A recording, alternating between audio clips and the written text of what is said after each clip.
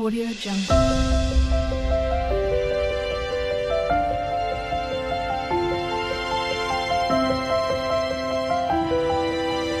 Audio Jungle.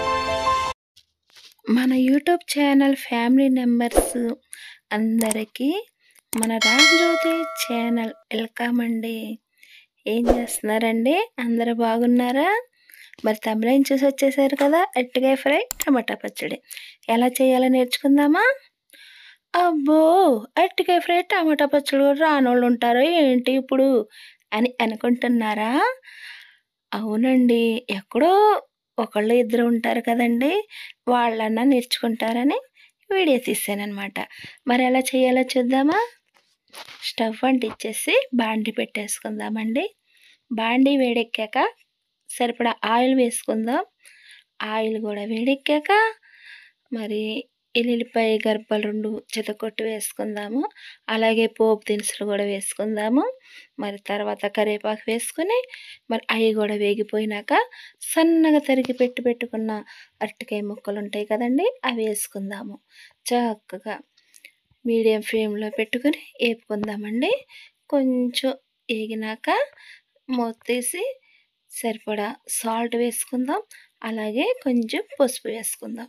వేసుకుని అటు ఇటు కలిపి అయినా వద్దా అన్నట్టుగా కొంచెం అల్లం పేస్ట్ వేసుకుందామండి. అల్లం పేస్ట్ వేసిన పర్వాలేదు, వేయకపోయినా పర్వాలేదు, మీ దగ్గర ఉంటే కొంచెం అంటే కొంచెం వేసుకోండి.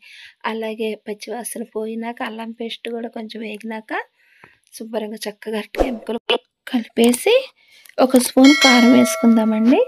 కారం కూడా వేసినాక చక్కగా అటు ఇటు ఒకసారి కలుపుకొని స్టవ్ లో ఫ్లేమ్లో పెట్టుకుందాము. పెట్టుకుని మూత వేసుకుందాము. ఇలాగ టమాటా పచ్చడికి ప్రిపేర్ చేసుకుందామా? అలాగే చక్కగా టమాటాలు, పచ్చిమిరకాయలు, కొత్తిమీర, చింతపండు కడిగేసుకొని పక్కన పెట్టేసుకుందాము. టమాటా ముక్కలు చక్కగా సన్నగా తరిగి పెట్టుకుందాము. మరి పచ్చిమిరకాయలు ఏమో తొడియాలు తీసేసుకుందాము. చింతపండు కూడా వేయనట్టుగా కొంచెం వేసుకుందామండి. మరి అరటికాయ కూర మగ్గిపోయింది. సన్నగా తరిగి పెట్టుకున్న కొత్తిమీర వేసుకుందాము. అలాగే చక్కగా ఇంట్లో ఉన్న పొడి మసాలా వేసేసుకుందాం కొంచెం. మరి పొడి మసాలా కూడా నేను ఛానల్లో పెట్టానండి.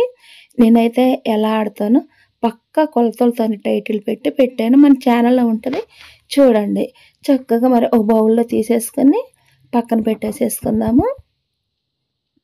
చక్కగా ఉప్పు కారం అన్నీ చక్కగా కరెక్ట్గా సరిపోయినాయి. ఇది నా స్టైల్లో నేను ఇలా వండుతానండి అరటికాయ. మరి మీరు ఎలా వండుతారో కామెంట్ చేయండి. మరి టమాటా పచ్చడి ప్రిపేర్ చేసేసుకుందాం కదా.